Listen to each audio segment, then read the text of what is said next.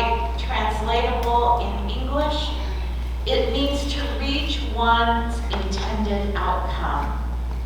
Like the telos of an arrow is to reach its target. The telos of a peach tree is to yield peaches. It means reaching your full potential. So, being perfect is to strive to be what God has called you to be. For those in the crowd, it's getting real. They sit and Samaritans are their enemy, and now God is calling them to be perfect like God is perfect and struggle with your own finiteness. I have good intentions. I want to love. I want to be victorious. I want to make a difference. And then on most days, I swing from being overly sensitive to being insensitive on other days. But what this really is a pattern for your daily living. This is the mornings when you get up and you have your coffee or tea. It begins with a prayer that says, God, I will strive to be what you've called me to be today. And that is generous in my heart, generous in my nature, patient when being cranky is an easier option. Having a little mercy with someone I live with or live next to or go to work with or meet in the store when I don't particularly feel kindly to them. So God is saying to be fulfilled as a child of God today. Recognizing that I'm not perfect is the key to being what God has called me to be.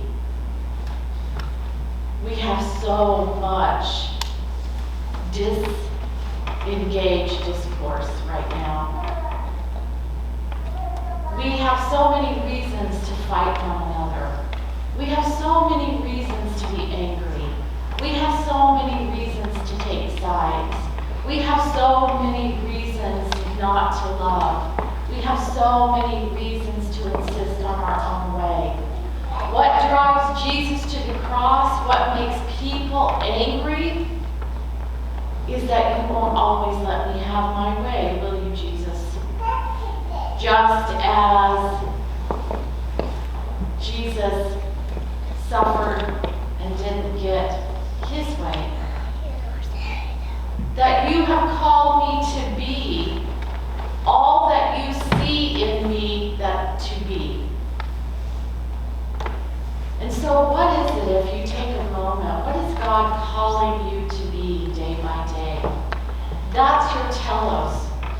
That's that arrow in you that God is shooting into your community. Where will it land? On gossip, on anger, on impatience? Or will you be what God sees in your heart that you can be? I'll tell you something. If you're fair, if you're patient, if you go the second mile, if you listen to someone that you disagree with, if you talk to someone you disagree with, if you show a little mercy without condition, people won't understand and people will get irritated with you. If you show grace, if you remember your own sinfulness as a basis to showing grace to others, then you are being perfect as God in heaven calls you to be. Not morally without sin, but striving to be what God has called you to be.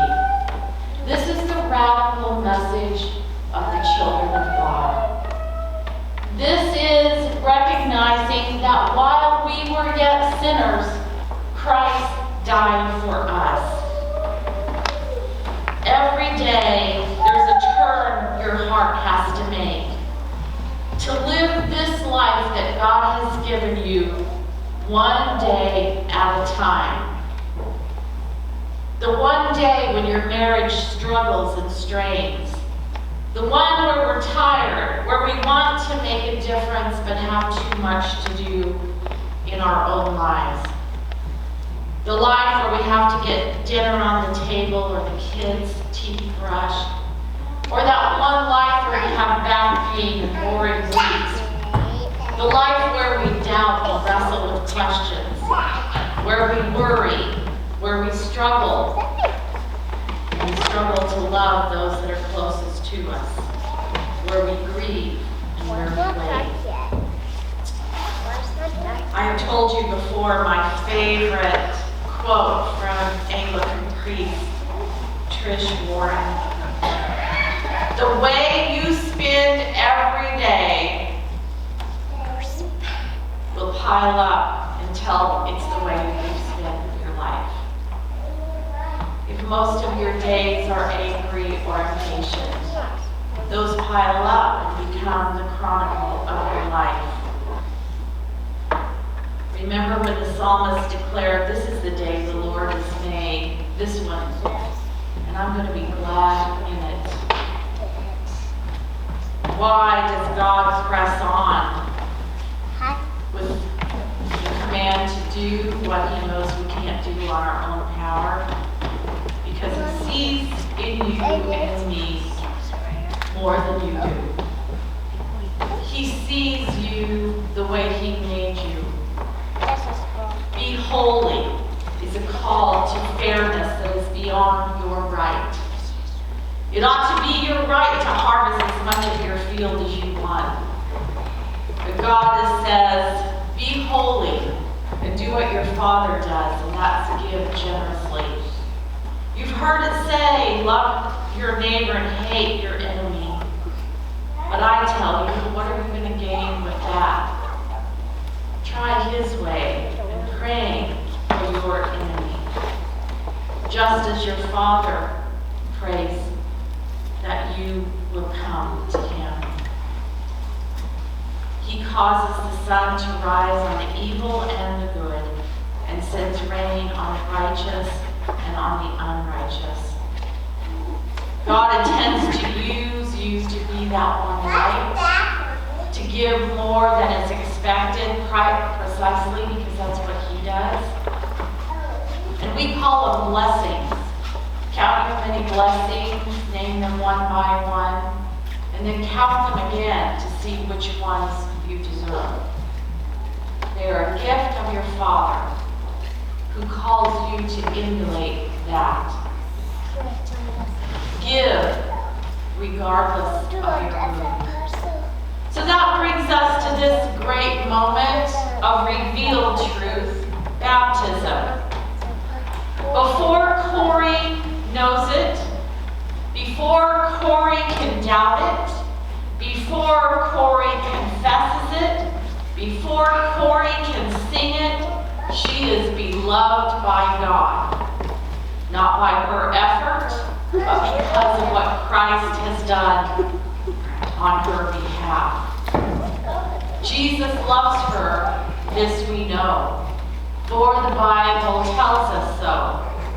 She is weak, but he is strong. Not because she will always be good, but because she will always be his. That's what it means to be perfect, even as your Father in heaven is perfect. Before you know it, before you can doubt it, before you can confess it, before you can sing it, you have been loved by God. Not by your effort, but because of what Christ has done on your behalf. Not because you will always be good, but because you will always be his. Look at each other and be perfect, even as your Father in heaven is perfect. Amen and amen. Our hymn of response is the hymn, "O Jesus, I Have a Promise." Let's sing two verses.